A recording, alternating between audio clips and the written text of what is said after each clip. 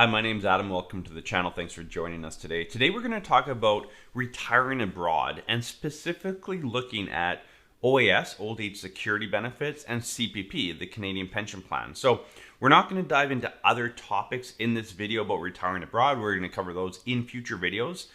We've had a lot of feedback from our viewers, from you guys, asking for, expat stuff, retiring abroad, what happens if I travel, all this kind of stuff as far as, what happens to your government benefits, what happens to RSP or defined benefit pension plan, taxes, all that kind of stuff. So we're going to start over the next few months doing a video every, say, week or two on retiring abroad, traveling abroad, spending time outside of Canada in retirement or even before retirement, what that looks like, how it works, and also if you have accounts elsewhere. So let's say you spent some time in the United States and you built up a 401k. You move back and retire in Canada. What do you do with that account? So we're going to cover that as well in a future video. But today's video, we're going to talk about old age security and CPP. If you're retiring abroad, can you still get these benefits? If you can, how much? Is there withholding tax? Does it depend on what country? So we're going to cover all of that in this video. Before we jump into the content, if you haven't already subscribed to the channel, please hit the subscribe button. It takes 1 second. Join our community. We release 3 brand new videos every single week on financial, retirement, estate, and tax planning for Canadians, whether you're living in Canada or abroad. And again, a lot of our content covers people outside of Canada as well. It's just pure financial planning, tax planning strategies. So please join our channel, hit the subscribe button. And at the end of this video, if you enjoy it, if it helps you out in any way, please share it with a friend or hit the like button. We really do appreciate it. Thank you. So a lot of you that we talk to, whether it's through comments or have set up a call with us, we're doing planning for whatever it is, a lot of you have talked about retiring abroad. So not just traveling. I mean, a lot of you talk about you going down to Florida or Phoenix or somewhere hot in the wintertime to get away from the Canadian winters. I get that. But what happens if you actually retire abroad and actually move, whether it's the States or elsewhere? A lot of you lately we've been talking to are looking to buy in Portugal. Retire out in Portugal, whether it's a vacation home, some of you are looking to relocate there permanently. We talked to someone yesterday that retired being a nurse in Ontario and is retired permanently out to the Philippines. So we see people kind of going everywhere. And now I will say this, depending on the country that you relocate or retire to, the tax treaties are going to be different, okay? So Canada has tax treaties with many countries, about 50 actually. So, quite a few countries. Now, those tax treaties help with making sure that you get your benefits like OAS and CPP. It also helps with, tax treaties as far as, where you claim the taxes. So for instance, in the US, if you're living in the US, you would file a US tax return first and then do a Canadian tax return if needed, if you have income from Canada. But you get a credit for any taxes that you pay in the US. So again, we'll cover a lot more of this in detail down the road. We're also going to get a cross-border tax accountant on the channel as well, and share their thoughts as well on strategies, concepts, and what they see people bump up against when looking at tax border stuff. So let's look at OAS first. So old age security. So old age security is a benefit paid to Canadians, whether you paid into it or not. It's based on time spent in Canada. Okay, you can start collecting your CPP as early as 65, and you can delay it all the way up to age 70. And we've covered other videos on OAS. If you delay, it's increased by 0.6% every single month that you delay that till age 70. So there is a benefit to delay, a financial benefit, but again, how it fits into most of your financial plans. Most of our clients do take it around 65. They might delay their CPP. But so for the OAS, 65 is the earliest. You can delay up to 70. But what happens if you retire abroad?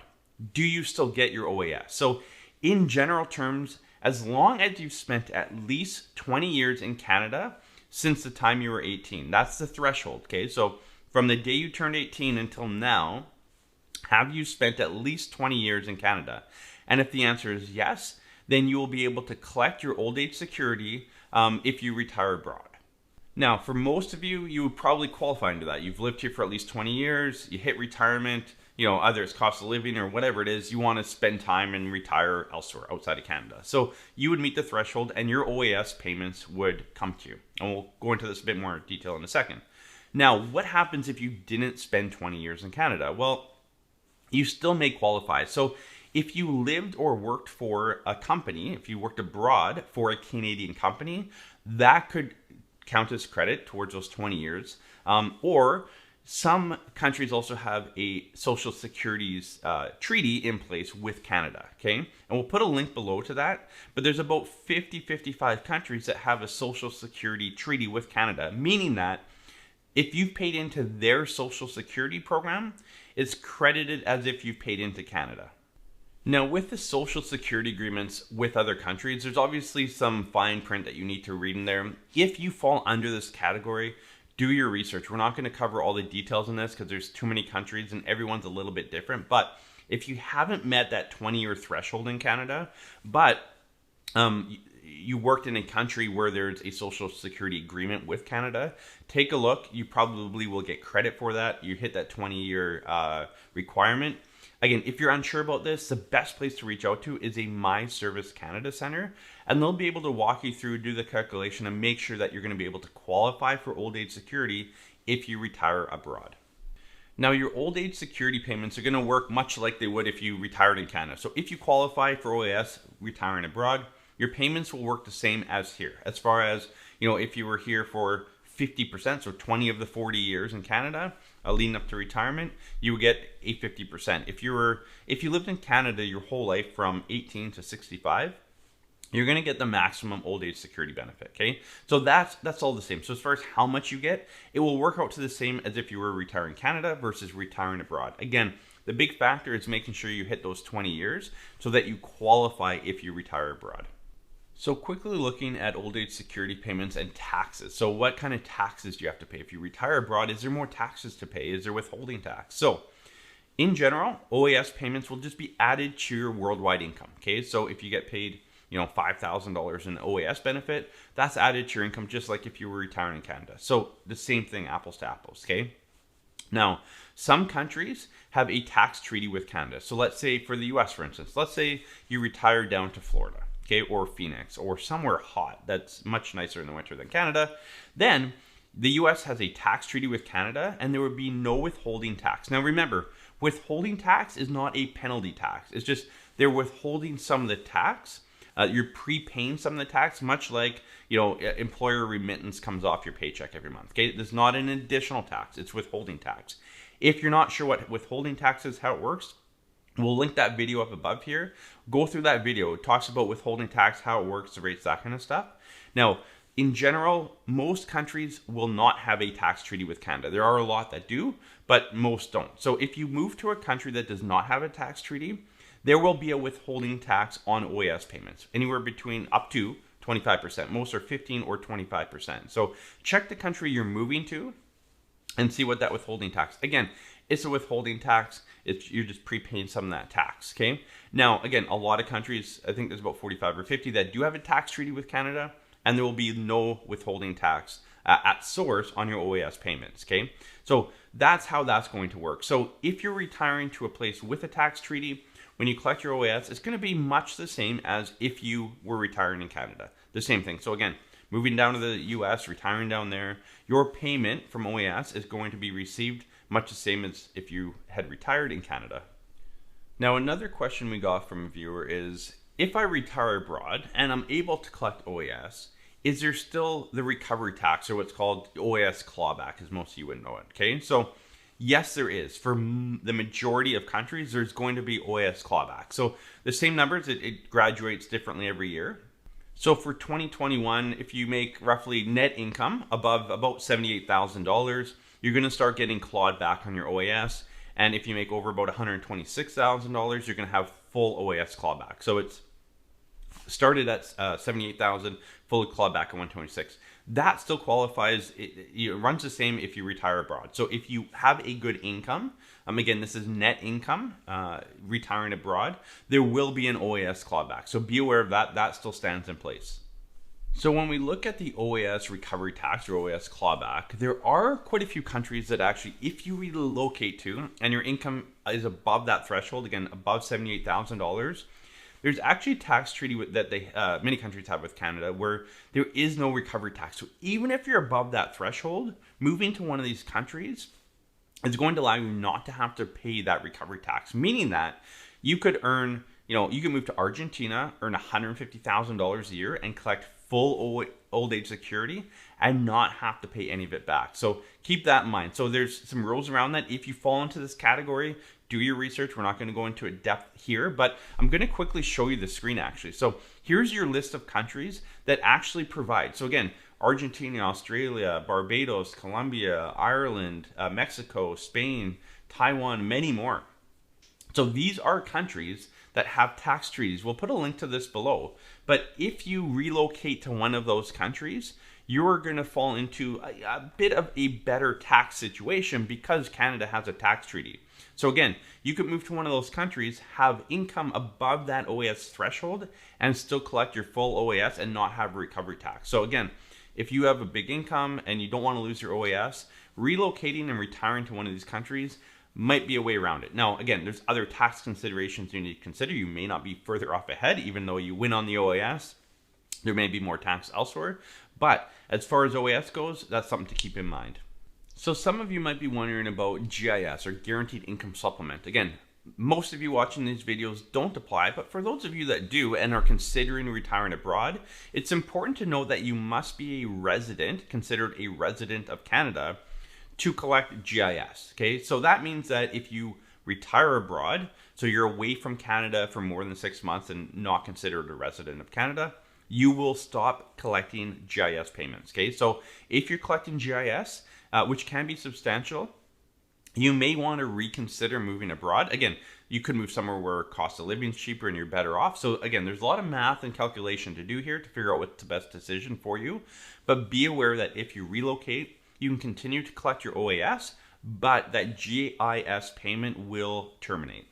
So the same rules apply for the GIS as the allowance and the allowance for survivor. So if you're collecting an OAS allowance or allowance for survivor, those also terminate if you're not in Canada for 6 months or more. So if you're not a resident of Canada, your GIS, allowance, and allowance for survivor, or also all three of those would be terminated if you relocate elsewhere, retire abroad. So keep that in mind. So again, allowance for survivor, and GIS. Again, most of you aren't collecting those, but if you are, this is something you need to consider before you just jump ship and move elsewhere.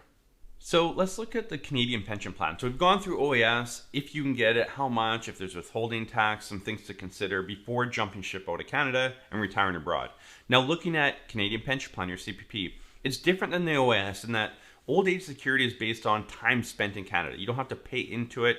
It's just based on time spent. Now, looking at CPP, that's based on how much you put into it. Okay, so it's actually a dollar amount that you've paid in. So when you look at retiring abroad, your CPP payment will continue to you no matter where you go. It's something that you paid into. It'll be a payable benefit to you regardless of where you retire. Okay, and that amount will be based on what you paid in. So whatever you would receive from CPP if you retired in Canada would be the same as if you retired abroad. There are some countries that don't have a tax treaty. You're going to pay a bit of tax, withholding tax on that. Again, it's withholding tax. You're prepaying some tax. You'll get credited back for most or all of that. So just be aware of that. But there is a withholding tax. Again, anywhere, it can be as low as 0. It can be as high as 25%. So again, do research. If you're looking to retire abroad, these videos will kind of help give you some guidance, but you need to dig into and hopefully talk to a cross-border accountant or tax professional on what this looks like. If you're looking to retire in Argentina, what does that look like? What has to happen before you go? And then what has to happen as far as when you're there? Do you have to file taxes there and Canada, where your income's coming from? You need to do the research. You can't just jump ship and hopefully it all works out. That can be a very expensive mistake.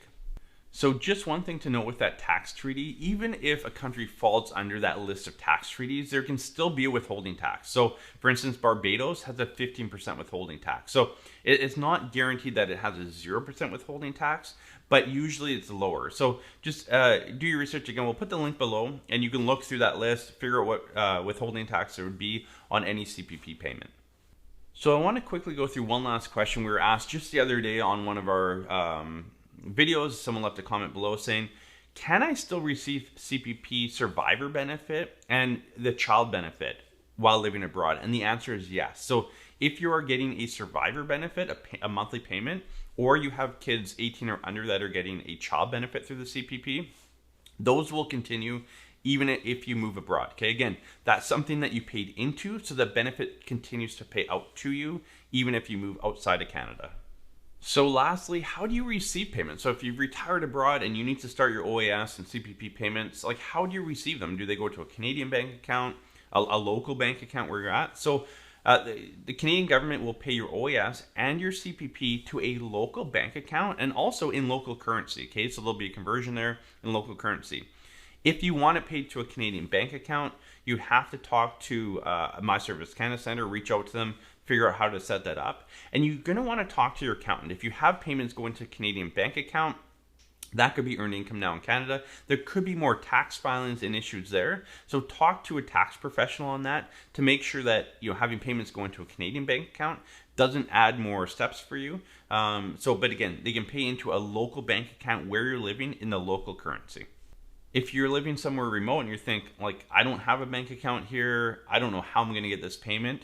If the Canadian government can't get payment to you in a local bank and local currency, they will issue a check in Canadian dollars and mail it to you. So kind of the old school way to do it, a little snail mail there, but that would be the other alternative. So again, if you have questions about this stuff as far as receiving payment and the calculation on OAS around the 20 years, do I qualify? I've worked elsewhere, does that credit in?